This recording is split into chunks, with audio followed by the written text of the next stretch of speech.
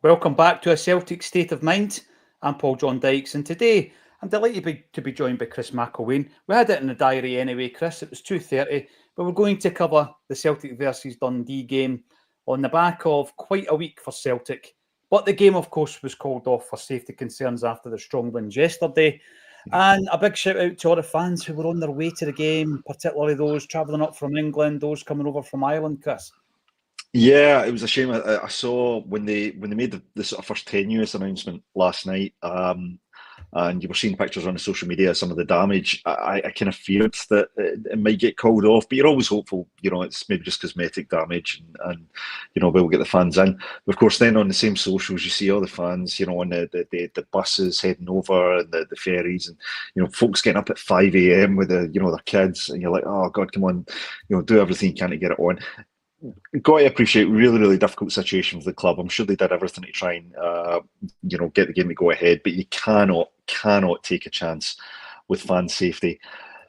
Ideally, you'd want the announcement to be made early enough to allow the fans to adjust their travel plans or not travel as much as possible. But like I say, I understand the logistics of that are really, really difficult.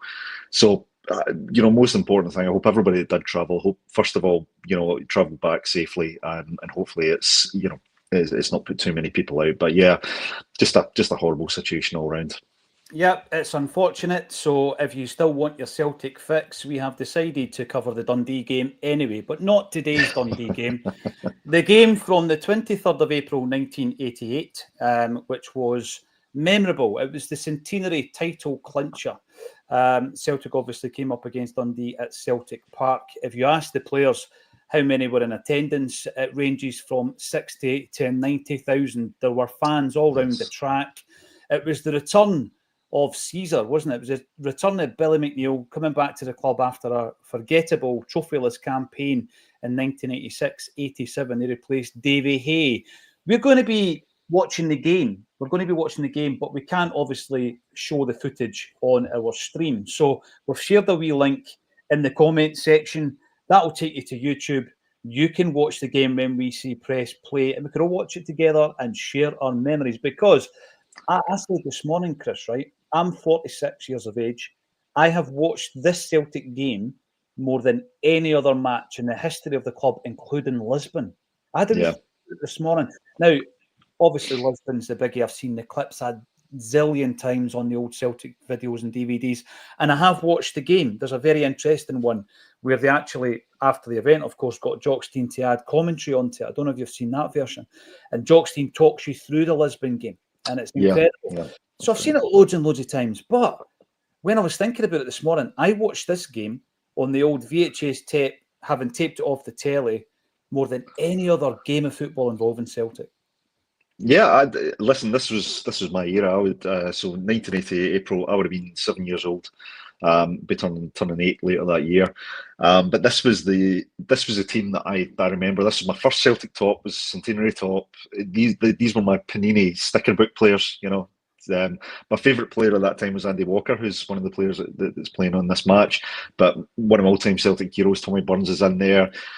Couple of guys we're fortunate enough to meet recently, Packy Bonner and Roy Aitken.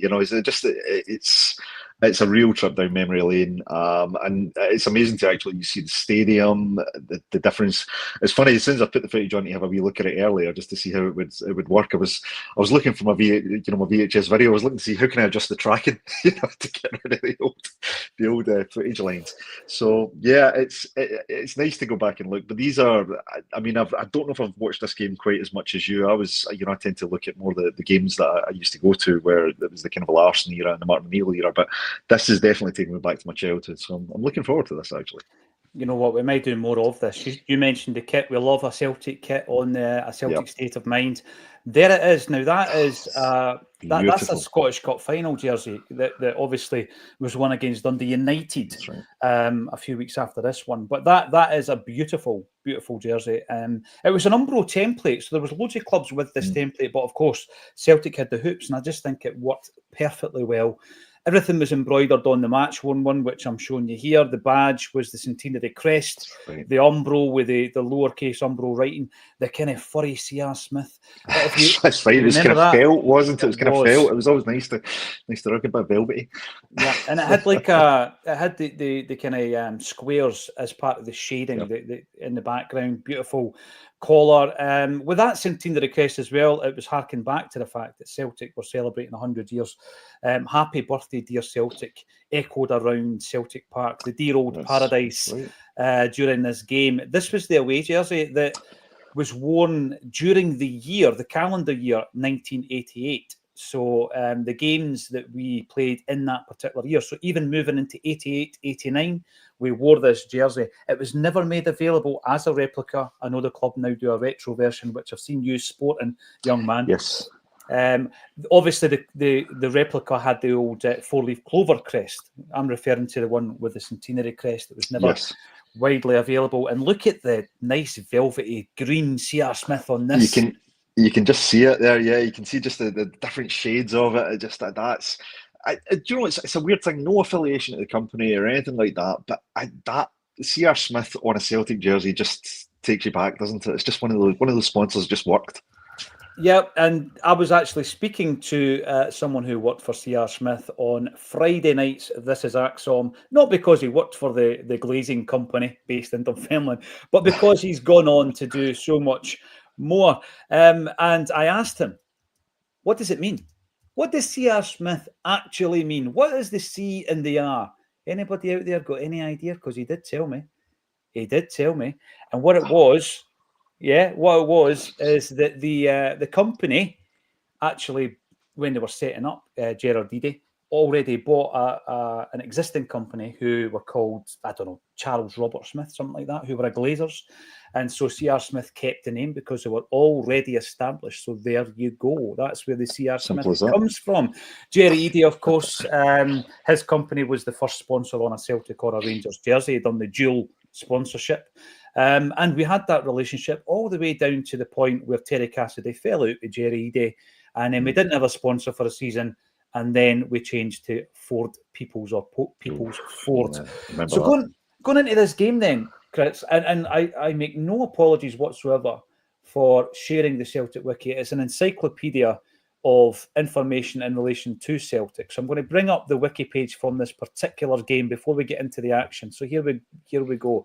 And when you're looking at it, as I said there before, 23rd of April, stadium absolutely jam-packed, some brilliant photographs from fans in the stands. I'm going to take us to the teams because Celtic lined up as follows. Pat Bonner in goals.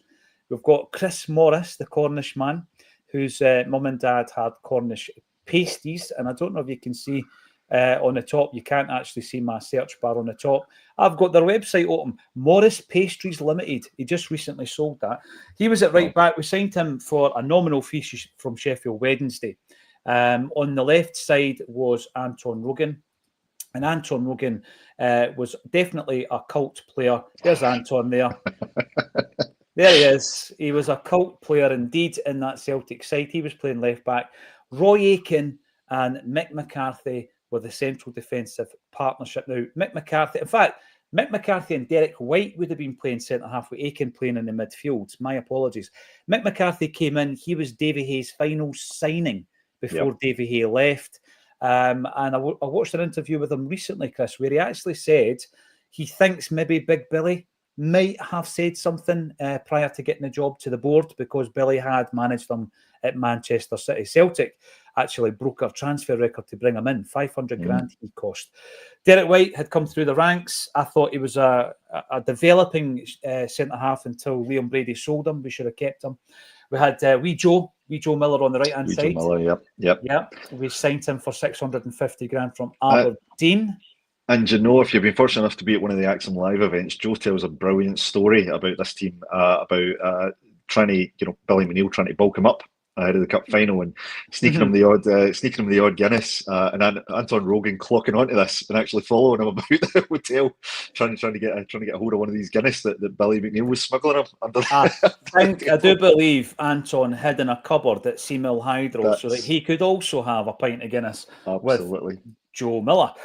Joe Miller was taken off for his ex-Aberdeen teammate Billy Stark signing, one of the signings of that summer. He cost about 70 grand from Aberdeen. Paul McStay, the maestro, Scotland's Player of the Year this season. The man was an absolute genius. Now, the number 8, I know we've lost the number 8 this week, but Paul McStay's the number 8, Chris. And of course, on the left side of midfield, number 11, Tommy Burns. Now, it was Tommy Burns' testimonial that took me to Celtic Park for the very first time at the very beginning of this season when Liverpool beat us 1-0. Up top, of course, Frank McAvenny, who signed for 750 grand from West Ham, and a young guy called Andy Walker, who was a 350 grand capture from Motherwell and who was our top goal scorer that season. He was only 21. He was only 21 years old. Like I say, became my favourite player as a kid. He was the one that I used to, I was a sticker I always wanted to get in the Panini was the number 10, the Andy Walker. Do you think Andy Walker would be a good guest for This Is ACSOM, Chris? I think so. I think he's. I know his popularity dropped. It kind of stung me when he went in the kind of more the journalist's role, and had some fairly unpopular takes about our club. But I still think that there's insight that these guys bring sometimes when you actually sit down and you get the chance to talk to them. You can change perceptions. You can get. They can offer something that maybe you haven't considered before. I found out with some of the guests we've been lucky enough to have on.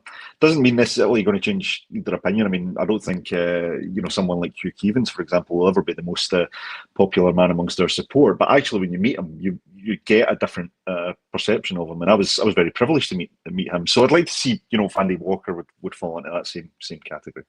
Well, you know what? I have interviewed him a few times, and he talks about his love of Celtic, going to his first game in 1975, watching Billy McNeill in his final appearance as a player, and then later being purchased by Big Billy, and the celebration and emotion around that throughout the entire family. He is a player that I would like to see on This Is ACSOM. You're right, he will divide opinion. Top of the table, this is interesting, right? So Celtic win the league. Look who's second. Hearts, the Jambles were second, followed by Rangers.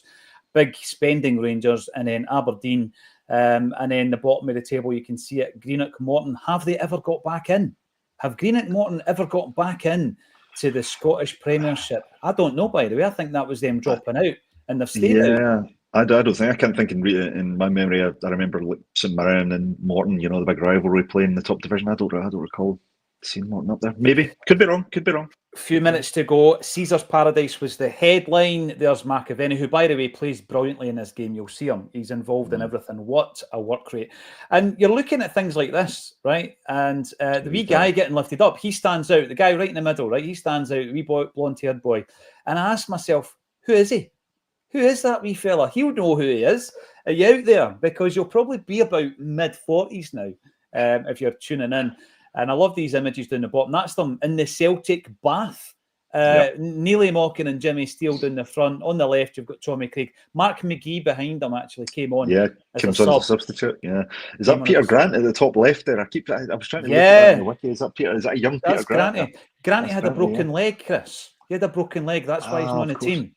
And there's Grant. He looks like Corey Feldman there. Stelts with glory. Now, one thing I want to mention before we get into it, right, is I used to love all these wee cartoons you got in the papers. There's Rod, right? I hope it's not just every 100 years, And you're looking at the humour. The humour was poor patter, but, these are the things now you look back on, and there's a bit of nostalgia looking back on them. And I'm just looking to see if McCormick's got... There's McCormick's comic strip there, Malcolm McCormick, which was a staple of the kind of 1980s Scottish football scene. I don't know if there was ever an exhibition or a book released with all his artwork in it, but it was phenomenal, right? Now, what we're going to be doing here is we are going to be watching this game, and we're going to be watching it together, but obviously it's one of the things that we can't broadcast it for obvious reasons, but we can all press play at the same time. So I have already shared the link. This is what the link will be looking like right now. Everybody, right? That's the link. We're not playing it, so we're not getting a baller at the moment. But we'll stop sharing that and we'll all watch the game. So the link is in the comment section. I stuck it in there early doors. Go in and get ready to click on it because I am going to start watching this game in just a moment. Are you ready to go, Chris It's a I'm big ready.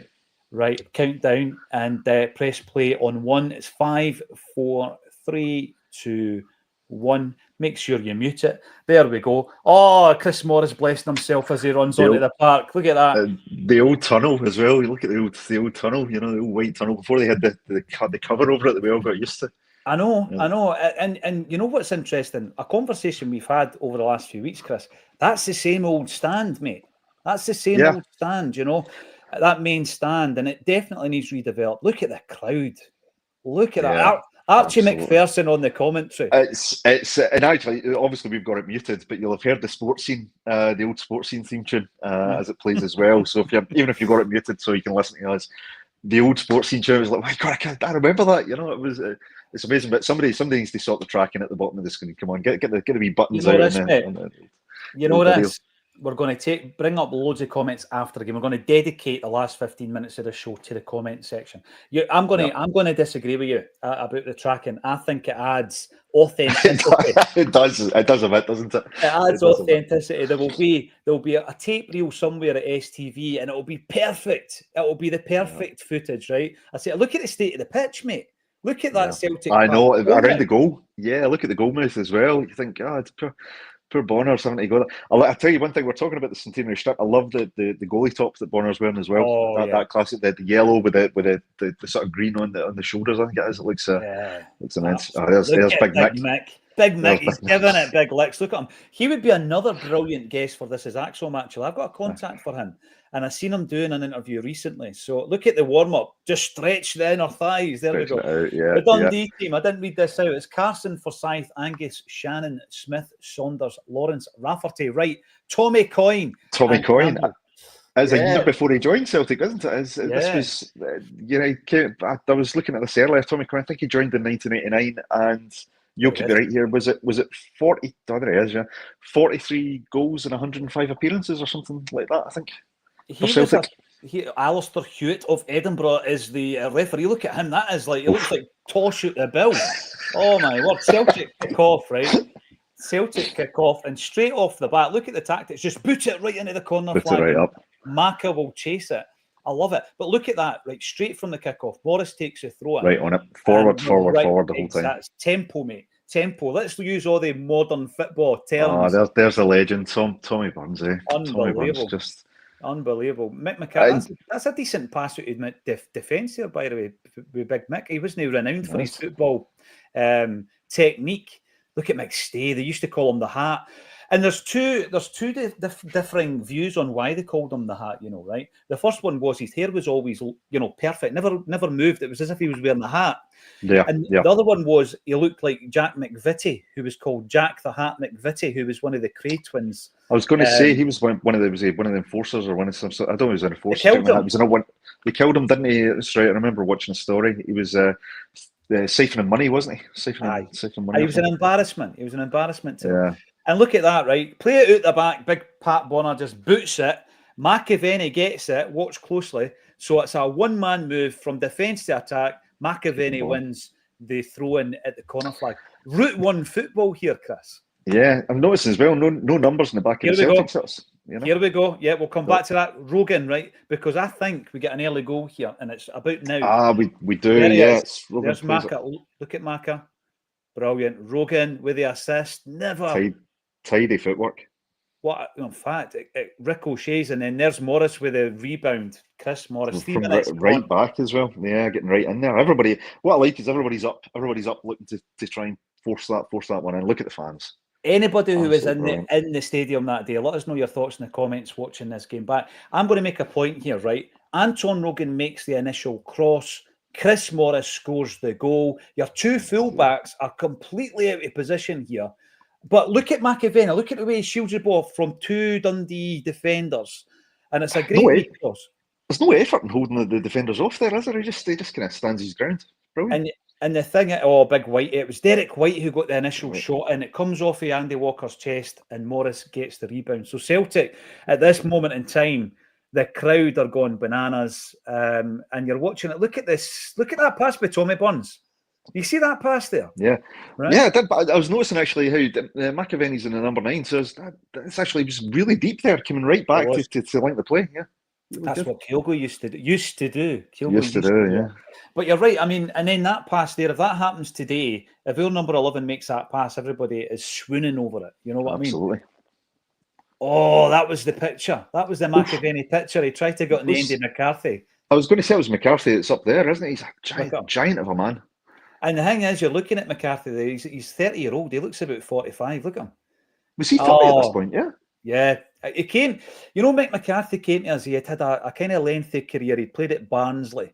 He got a move to Manchester City. So he had a fairly lengthy career before he came to Celtic. There's McAvenny, man. What a player he was. Oh, unlucky with that. That was a beautiful, just a turn, and he just scooped that, just to try and long sleeves. Yeah. Going back to your point earlier, Chris, the long sleeves, It's the long sleeve, the shortest shorts you can imagine. I know. And every player with their jersey tucked into their shorts, Yeah. Was it Granty was saying, was it they were quite, Billy and Neely, I think, were quite traditional. You had the socks up, pulled up all the way. You couldn't have the way Matt O'Reilly used to have the socks down. I think he said they had to have the socks all the way up, and it was shirts tucked in. It was none of this running about like the shirts out. You're right. And by the way, look, Rogan's raging, but people will forget here, right? I think that was Angus with the cross, and Tommy Coyne actually beats Bonner, but it's blocked by Aitken's back. Oh, look at the turn by Macca. He's all over the pitch. This is what people don't realise. He wasn't just a goal scorer, Frank McAvenny. No, look at that cross, by the way. Outstanding cross. And Rogan, he was just tireless. Look at him. Anton Rogan. The boss taking off him, so he boots the guy in the shin. I love Anton, man. He was brilliant. But there's Macca drawing a foul. So McAvenny draws the foul. The Dundee jerseys look that wee bit short, a wee bit tight for the players. They do a bit. They're a bit reminiscent of the old Rangers tops as well, aren't they? It's kind of maybe appropriate with one league here. But look at that miss by Andy Walker, mate. Oh my God. Tommy Burns flights it in. Walker 6 yards out. Well, we talk about some of his takes on Celtic. He's been wide of the mark a few times. What? Imagine what the comments would be like at this moment in time with Walker missing that. The comment section would be going wild. Tommy Coyne, there's a player there, and this is just from memory. I think he started his career at Clydebank. Oh, Mick McCarthy. Look at the turn. And then he gives it away. And then he sells it, yeah. But if I'm right here, does he know he saves us on the goal line? Oh, he does. Yeah, there he goes. Yeah, it's he had to really. Oh, and again, that's just Big Mick, isn't it? Just defending. I was going to say, it's reminiscent of what happens to us even now. We score a goal, we're on the ascendancy, and then we have a wee 5-minute period where we kind of concentration level go down. We're up against it. Can I just make a point? Right, Pat Bonner's been beaten twice already in the game. Roy Aitken and Mick McCarthy has saved his bacon. There's wee Joe down the right. Wee Joe actually preferred playing through the centre.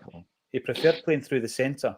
But Billy McNeil had this idea, like he's playing his two fullbacks right up the park, like Jim Craig and Tommy Gemmell. He's playing wee Joe at right, wee Jinky winger. He had this kind of vision that he could build it similar to the Lisbon Lions, not in personnel, you understand, but just the shape of the team, Absolutely. But it's an open game. You can already see the fans round the park. Yeah, there's no way. So what did they build this as? About 60 odd thousand in the stadium, but I think they reckon it was close to about 78 or 79 possibly, or I think the board looked at it and said it was 36, mate, and then all the other cash went somewhere else. Oh my word! Off the line by Rab Shannon. Off the line. Wow. This is brilliant watching it back because I deliberately didn't watch this prior to going live today. As I say, I've watched it more than any other game, but I haven't watched it in a while, and this is the first time. And I'm remembering a lot of this back. There's Big Mick, the downward header. Good save. It's a good save actually, because off the ground. So who's not impressing you at the moment? McStay's not been in the game, although it's just a highlight. It's highlights. Take off McStay. McStay's a spent force. Take him off. Honestly. I mean, he'll need to take him off at half time, mate. That's the kind of reaction you get now, eh? I know. I was going to say that would be it just now. We're only 1-0 up. Oh my God! Look at that. You imagine the tension, though, right? You imagine the tension around the stadium at the moment because we're, based on the highlights, Dundee are very much still in this. you know, and we're hanging on. But look at the crowd. I mean, look at that. It's just a sea incredible. of people. It's incredible. This was. I was reading about this. This was actually it was a year to the month before the Hillsborough disaster. So it kind of throws into started light the overcrowding, and certainly that changed things, didn't it? Hillsborough was it did. the catalyst for changing a lot. I always remember, and people in the comment, there's McStadia. What a player! Oh, nice. No panic at all. Yeah, any foot. And people in the comments will probably share this view. My old man always goes on about the game down at Nottingham Forest, and there was crushing in that game down there. Yes. And he always says that, he's never been so frightened in a football stadium. But there were signs pre-Hillsborough that football stadiums were not fit for purpose. They were overcrowded. And we know what obviously happened. What happened. I always remember one game. It was at Fir Park. It was a 0-0 draw, and being really scared with the overcrowding in the away end that day. Really, really frightened. There was a bit of a crush, and my feet left the ground for quite a while as the crowd left the stadium. Yeah, I remember being going to my first couple of games with my dad and just being a little guy, and he just clinging on to me, to get through the crowd. And it's probably one of the first times I've been in amongst that sort of sea of people. And but some of the things I remember trying to get out of the we're getting ready to leave the stadium. I think we're going to go down at half time, get a Bovril or something, and we're walking one way on the stand. My dad says, "Now turn around, son." I'm like, "What's going on?" It was an old boy having a pee. Oh, aye, absolutely. He was probably having a pee in somebody's jacket pocket. Did you just see McAvenny? It was a kind of overhead kick there. The technique was tremendous. Great touch by Tommy Coyne as well. Yeah, look at that. Could see why Celtic were, interested in him the way he's playing.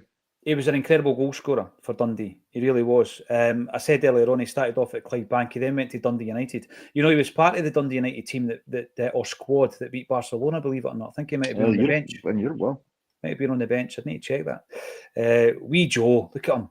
He made his debut that season against Dundee. Andy Walker again. Andy Walker, that's two sitters he's missed. Take him off and on. I know, I was going to say, that's it. Nah, time to sub. We only had 2 subs, of course, at this time. That was, again, the wee stab by Frank McAvenny. That would have been a great assist. Beautiful, lovely cushion. Just had to lift it. He had to lift it over. But hey, by the way, the Carson in goals for Dundee's playing well. Yes. He's had a few decent saves. Playing it about at the back, lads. Come on. Yeah. Oh, bit stretched, though. Bit stretched, yeah. Risky passes at the back. So the tension at this... Oh, look at McCarthy. Anything will do, big man. Anything will do. Look at him, the big man. But do you know what's interesting, though? They don't panic when they're playing it out. There's no the big hoof up the park. They're trying to pick players out for the back, which is nice to see. I know. There's Macca. Look at that. The thing is, the ball's bobbling because that park is in bad condition at this stage of the season. Good. Another good save. Look how much that's bobbling, mate. Unbelievable. And listen, I appreciate it's only the highlights, right? But one of the things that's interesting is the amount of time that McAvenny seems to be spending outside the box. Just playing around outside of the box. He's playing more like the traditional number 10 role with Walker being out and out striker.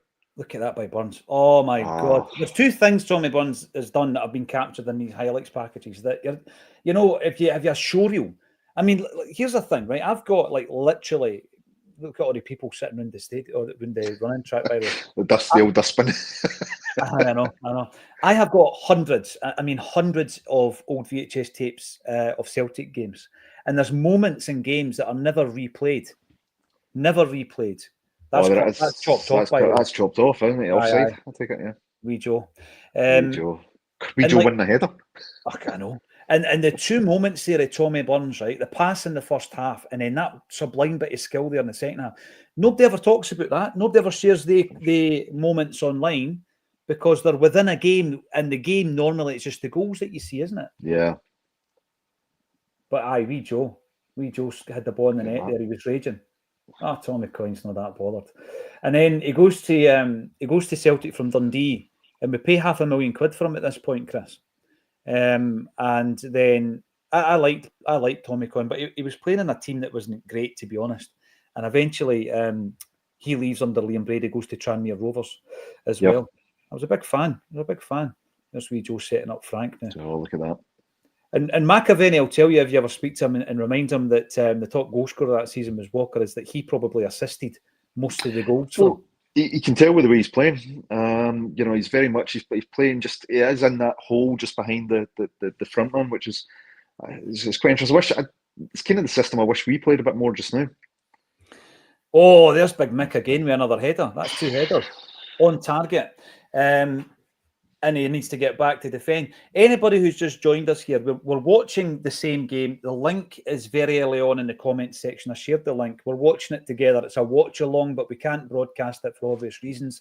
And we're watching the Celtic versus Dundee game where we clinch the league in the Centenary season. We're about 15 and a half minutes in at the moment.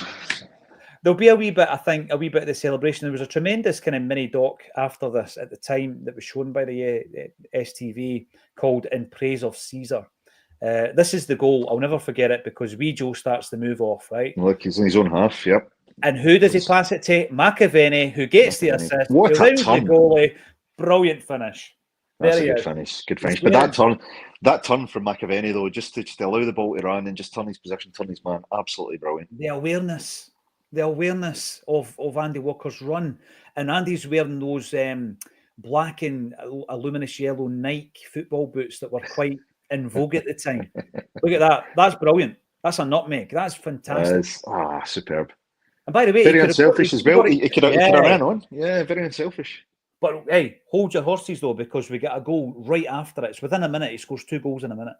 Yeah, and it was quite funny. I flicked through this earlier just to try and catch some of the key moments.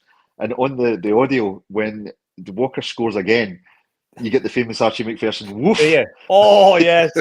We get the woof. There it is. Woof. Woof. Oh, brilliant. There he is.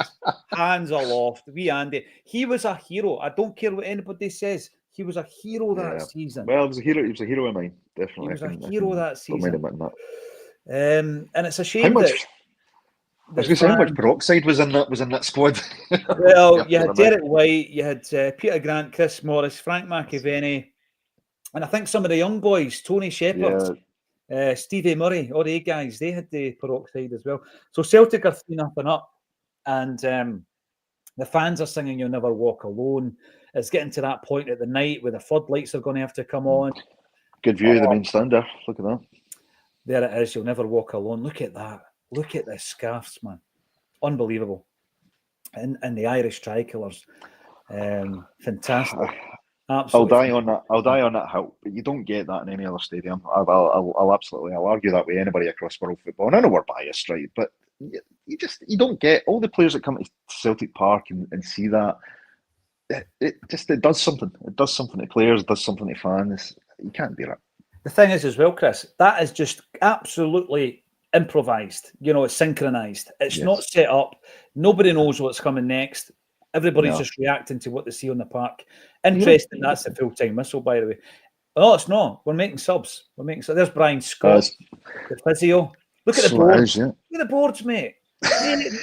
Number 6 for number 7. Look at that. Electronic boards. Billy Stark and Mark McGee coming on, is that? Yeah, they played a massive part that season. You talk about the semi-final, the Scottish Cup, the final with the Cup as well. And there's Mark McGee, the number 13 shots. Celtic were one of the few teams that wore the 13, Superstition. A lot of people wouldn't wear it. McStay there, brilliant, and we've lost the ball. But we're 3-0 up. We know that we're winning the league. It's a Centenary season. We're in the Cup final. Brilliant bit of defending by Roy Aitken there, the Bear. Yeah, look at that. Interesting thing he said the other week there when we had him at Barazat Design. Good save for Pat Bonner. Is in 15 years, he missed a few games through suspension, Roy Aitken, but he only missed, and this was his words, he only missed 2 games through injury in 15 years, Chris. Roy Aitken. Yeah. That was a nice bit of skill, by the way. Good save by Pat Bonner. And let's not forget where Pat was in the great scheme of things in international football for Ireland. Pat Bonner was going to European Championships that summer, in actual fact, with Ireland. He followed that up. The pass back really. The goalie can pick it up. Brilliant. He then went to Italia 90. He went to '94 in the USA, States, USA, in the 94. US. He was at the top of his game around about that period, Pat Bonner. US '94, you had that famous clip of John Aldridge trying to get on and turning the air blue. What did they call the guy? Richard Cranium, I think it was. I think it was something around that one. Yeah. But John Aldridge, Scouse accent. Jack Champ was brilliant at finding the fact that you had an Irish granny. Irish granny, I know.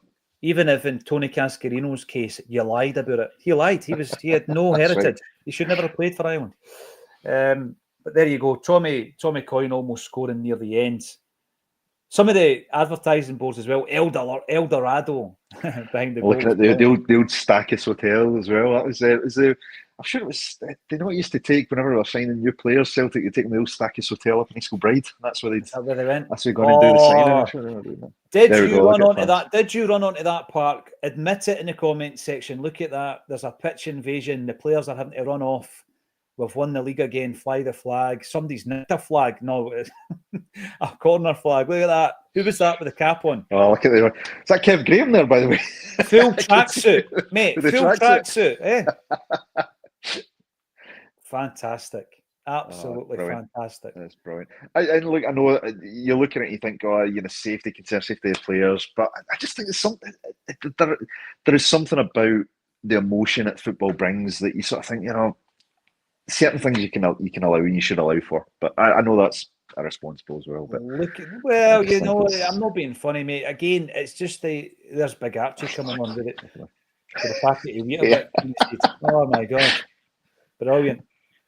I don't know what age he was there, but he was probably in his 40s. What age was Archie McPherson in 1988? Yeah, 1988. Somebody will be on there. I'm going to check that now because check it. He was a man before his time, wasn't he? Look at him. Yeah. There's a couple of folks in the comments. There's Big Red coming on saying he was on their crazy scenes. So good on him. 49. Archie was only 49. It's a hard paper round. No disrespect, Archie. Am I doing my maths right? I'm going to get the calculator. I cannot be. You're going to have to check that because that's only 44. No, I'm not having that's that. only 5 years older than me. Right, so it's 1988. I'm going to have to check this. Right, he was born in 19. Big Archie. Oh, wait a minute. He was 51. He was 51. 51. Oh, that's closer to me than I would like it. I've got to be honest. He was 51. Right, so it's not. Look at there's Billy in the background. Look at that. And look at the tiny wee changing rooms, the wee dressing rooms, and they all had a bath, mate. Everybody got in the bath. I know. Right? I know. You're bathing with your teammates. Look at them, the champagne's out. Big Billy's in there with his suit on. The T-shirts, Premier League champions. It's just like they've taken them to some screen printers to get that done before the game. Everything. Who's the ball boy? Who's that? Who's that on the screen right there? I'm trying to see. It looks familiar, actually. And then you've got the boys in the bath. The boys in the bath.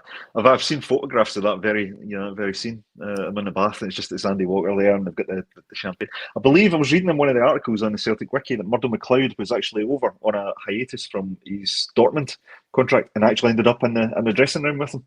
Oh, brilliant! To celebrate, which was some great stories, some great stories. But yeah, there's a legendary man. I mean, like I said, I think probably my one regret from a Celtic standpoint is I remember I was at chapel at the Barras, down near the Barras, chapel near the Barras, when I was a kid, and Billy McNeil was there with his family. I just remember this giant of a man, and I think I remember my dad actually saying, "Go and say hi," and I was too nervous. I was too wee and too nervous, but that would have been my, that's one of my regrets. I never get the chance to go and say hi to Billy McNeil, because of course as a kid you don't realise just how important he was to Celtic, but. First manager I can remember, properly. Well, the interesting thing about this one is Big Billy, right? He's getting interviewed right now by Archie McPherson, and Big Billy's only 48 years of age. He's only 48 years of age in this interview, and I think if my memory serves me correct, because I've not looked at this today, did they not pan down and he's got a towel around his waist because he's just had to come out the bath? Am I right? Probably. I don't know. I've not seen that yet. I'm going to look out for that, see if it comes up. But another point in the dressing room, mate, is the guys like Neely Mockin, Kitman, Jimmy Steele, Masseur, all the backroom team. It was a small, close-knit team, and they were all trusted. And Brian Scott, who we mentioned earlier, the physio, he was the first. he was the first qualified physiotherapist Celtic ever had in their history, Yeah. by the way. We had people with the title, but no one had qualified as a physiotherapist. He must have been one of the longest tenured physios that we had, because he was there right through from the 80s right through into the 90s and the early 2000s, because he was there with Vim and Murdo in 98. I'm trying to think if he was still there at Martin O'Neill's time. Still there with Martin O'Neill. So yes. I mean, that's some tenure. That's some tenure for, because it was Martin O'Neill who sacked him, and then Brian Scott took Celtic to an employment tribunal. Yeah. And it was all made public, unfortunately for everybody involved. But I mean, some of the story, you talk about some of the backroom staff and the people were kind of less at the forefront. Peter Grant's always great for telling those stories, because he just described himself as being a lucky wee lad, even though he was in the first team, just being a lucky wee lad and being around it, and he would, deal with Neely, and he would deal with, all the different folks behind there, and he's one of the best at giving that insight for me as to what went on behind the scenes. And by the way, not everything that went on was ultra professional. No, but see the thing with Granty, right, is he divided opinion in a big way, and there's people in the comment section, and we're going to go to the comments once this programme's finished. There's folk in the comment section who would have loved him and folk who didn't think he was good enough. You don't play nearly 500 games for Celtic, right? Through Davy Hay, Billy McNeil, Liam Brady, Lou McCarry, and by the way, he was offered a contract by Wim Jansen. He played a couple of friendly games for Wim Jansen. You don't play under those managers. There's a towel, by the way. You see it? There it is. It's green. It's an old green thing that's been washed about a million times, right? Look at that. Fantastic. That's like breaking the fourth wall. We weren't meant to see that. Now people are wondering what we wear when we're doing these bulletins and stuff. And then Roy Aitken... They're not wondering what I'm wearing, let's be honest.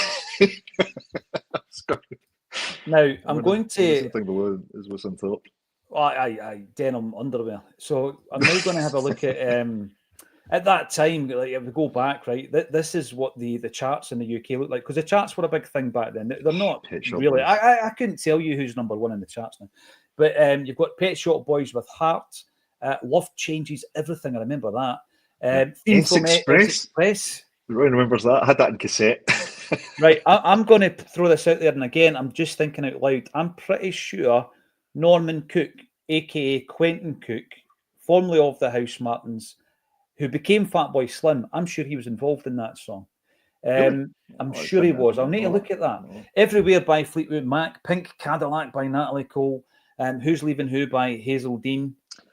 No idea. I Want You Back, Bananarama, at least. My poster girls, by the way, I had a thing for Bananarama, all three of them. Did you? So, yes. Who did you like? Was it Siobhan? I think it was Siobhan. Well, that's a good answer. That's a good answer. Don't tell me Ian Conroy of this programme, did he not go out with one of them or something? Did he not say that? No. Or no, he was too young. Couldn't have. Don't throw him under the bus. He told me a story anyway. He told me a story. I can't remember what Bobby Bluebell was Siobhan's ex-boyfriend, and Bobby Bluebell from the Bluebells wrote Young at Heart for Bananarama. It was first recorded by Bananarama, and then obviously Bobby Bluebell and the Bluebells had a massive hit with it. But Siobhan's a big Celtic fan. Yeah. I had a wee thing, the Bananarama poster on my wall. Did you? I had like Frank McAvenny on my wall. But what I loved about Siobhan is she went on to Shakespeare's Sister, and that's right. They had the massive hit Stay, and Shakespeare's Sister were to later support Prince at none other than Celtic Park. And there you go. Siobhan said it was one of her biggest thrills of her career was actually playing at Celtic Park. Girlfriend by Pebbles, Drop the Boy by Bros. Remember Bros? They used to have a guy for Edinburgh playing the drums, I'm sure. And I Want You Back 88 by Michael Jackson and the Jackson 5. That is how it looked back then. Let's get to the comment section. I thoroughly enjoyed that, Chris. What did you make of that? Do you know what? I mean, if we can't watch the game live, why not watch something that we know we'll enjoy? So, good. And then listen, I hope it's a wee bit of compensation for everybody that's kind of, not been able to get to the game or isn't able to watch the game. So just we needed that Celtic fix. We needed it, mate. Simple as that. Just apologies that people are having to see me again 2 days in a row. That kind of be good. Sorry. Well, mate, no, I enjoyed it. I'm sure you did as well. We were of a similar vintage during that era. James Devine comes in. It's a shame that all the fans that made all that effort to support Celtic.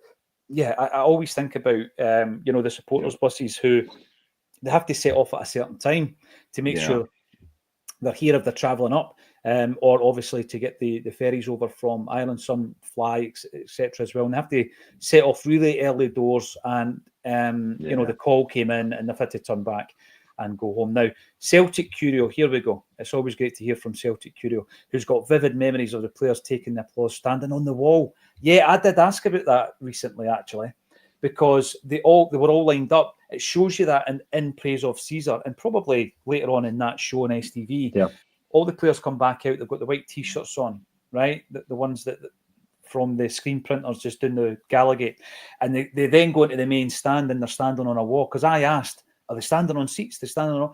Apparently, people in the main stand said no, they were on the wall. So health and safety. Incidentally, one of the guys standing on that wall already had a broken leg. Peter Grant. Yeah, of course. They're all standing. They're all standing there. Imagine that now. You know, there's your £11 million midfielder. Just stand on that wall, mate. It's fine. So Celtic Curio comes in with that. There we go. Pat C. Norman Cook, part of Beats International. Just be good to me.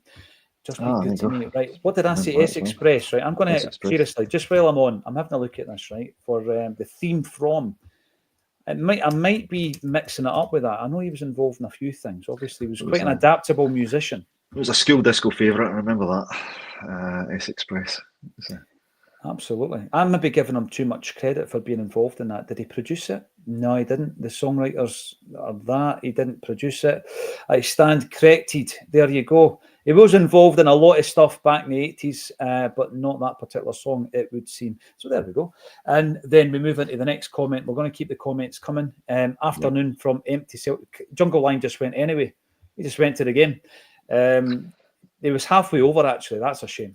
It's a shame, yeah. But you know, I mean, I've no doubt Jungle Line will be absolutely the same. But one thing about the fans who travel over, they'll do it again next week. You know, they'll do it for next match, and they'll no complain. That's the level of devotion that the fans have. Honestly, I absolutely take my hat off to every single one that does it. It is just really unfortunate that has to be done. I don't.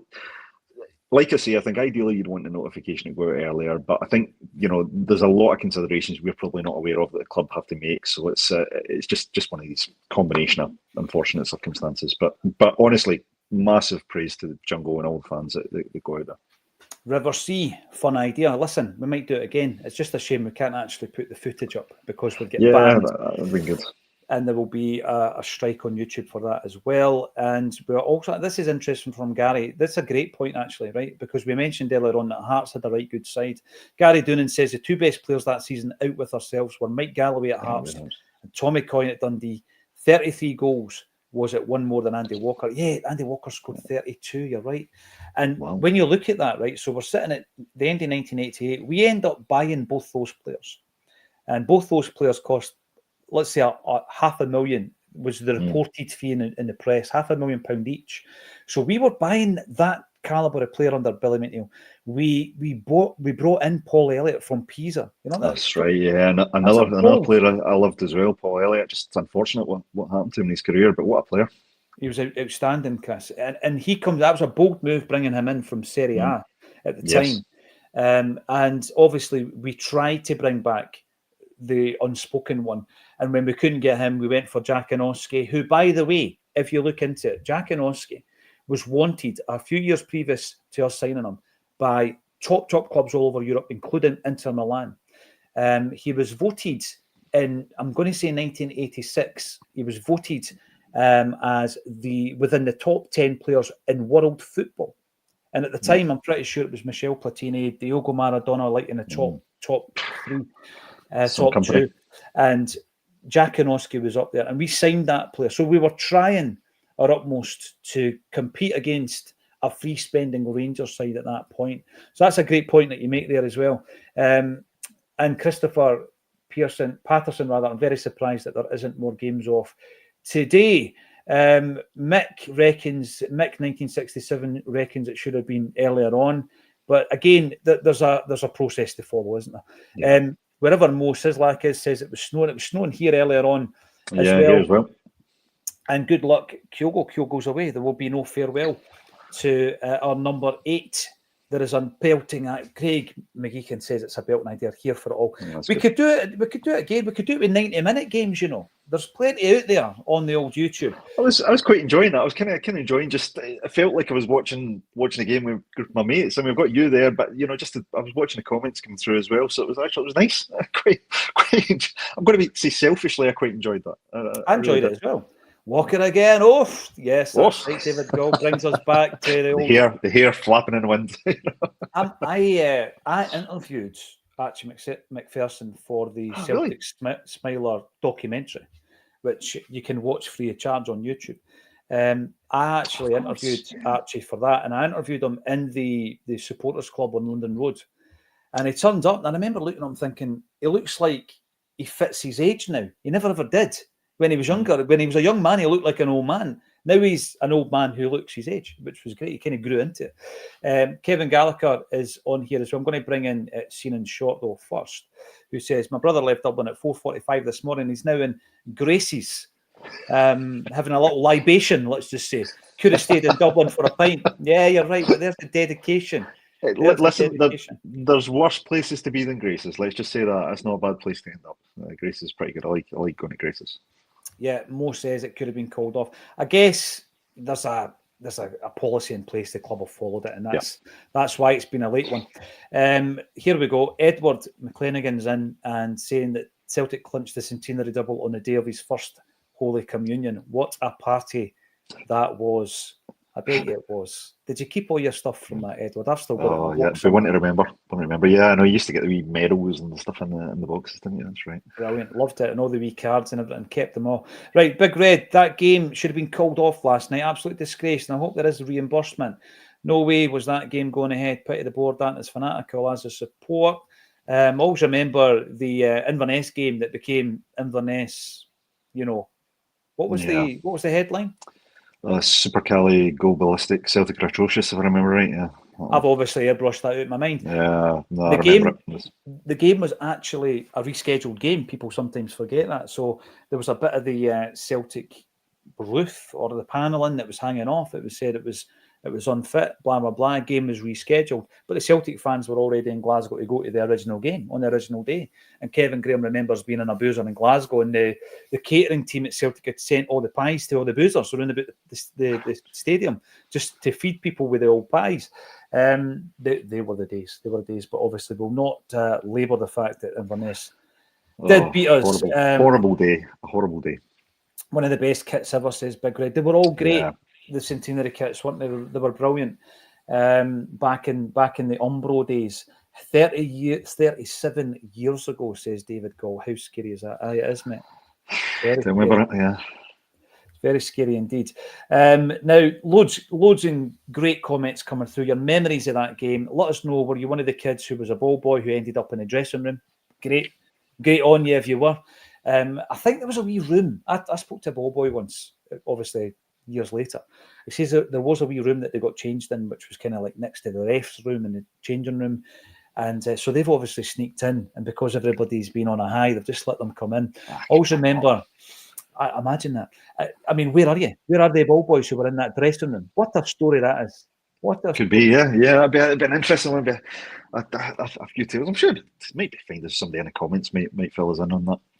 Right, so what year did we have the jersey with the 3 hoops? Right, I know the exact jersey you're talking about. I'm going to say it was 1993-94, and I'm going to check it out at the moment. Who do you think of when you think of that? I think of Pat McGinley, actually. That particular jersey. We wore it. We wore it during the Hampden season, right up to the last game of the season, and then we swapped it for the game against Airdrie in the Cup final. There's no picture of Brian O'Neill wearing it. Was it Brian O'Neill? Am I thinking right? Is it Brian O'Neill? Aye, he'll have worn that kit. Yeah, he'll have worn that kit. I'm just going to double check the dates because I'm going to say we wore it the year before Hampden, 93-94, and we wore it for 2 seasons. Wasn't the nicest kit, I have to admit. I'm kind of very much with the purists. I like the Centenary top worked for me because it just had the right ratio of hoops to white, and it was kind of perfect, you know.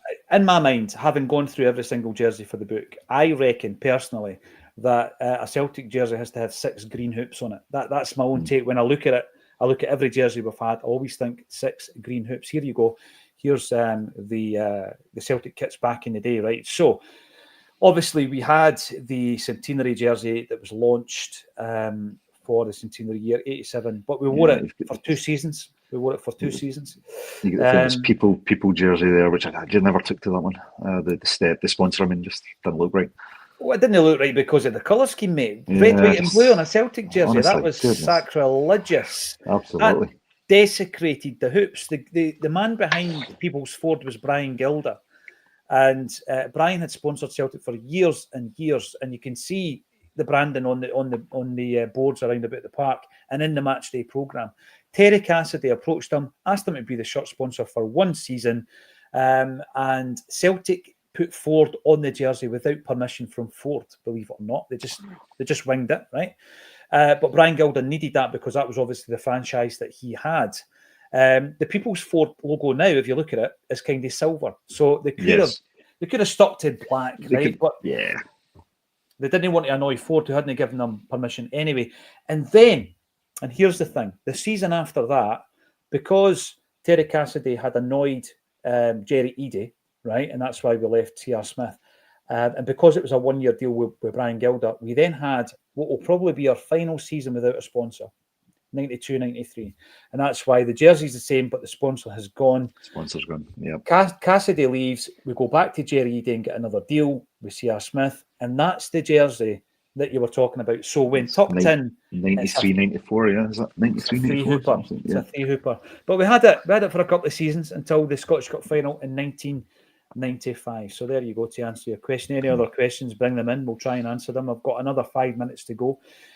Jean-Paul II says he was 21 years of age back then. Parkhead was mobbed that day. It was great. It's great to look back and notice things like the crowd, the sponsorship, the fashions of the time, all that. And the fact that the referee's wearing a red jersey and he just looks like an old guy that's turned up for the day. You know what I mean? It is. I mean, I noticed the linesman there as well, and he looks like a school teacher. You know, they all look like school teachers. Maybe that was what they had to try and project at that time to try and get the players to listen. I'm not sure it worked right enough, but that was definitely the look. Now here, yeah. You know, Michael, 1984, around about that time, actually, Michael, Celtic obviously had their first shirt sponsors, and people were writing to the Celtic View saying, "I'm not coming back." So I went through the Celtic View archive when I was doing the research for the jerseys, and it wasn't one of the plants which the Celtic board used to do. You know, they would write their own letters to the Celtic. That's right. Yeah. The board are doing a magnificent job. Blah blah blah. Give them more credit with a pseudonym. It was actually Jack McGinn writing the letters. But some of these letters went in, and it was basically, "I cannot believe you've desecrated the hoops. We'll no be back. We're no coming back until you remove the hoops." So whoever wrote that came back for 1 season. And I've never been back because there's only been 1 season where we've not had a sponsor since we jumped into that pool of modern football. I mean, I'd never stay away, but there is, I mean, I have to admit, the hoops never looks better than it does without the sponsor. I mean, every kit I buy now, even the replica ones, I try and get it without the sponsor. Big Derek was a cracking big lad, says Brian Murphy. I felt like he was a bit hard done by. He came through, made his debut as a teenager. I'm going to say 17. I think I might have been corrected on that. He might have been 18.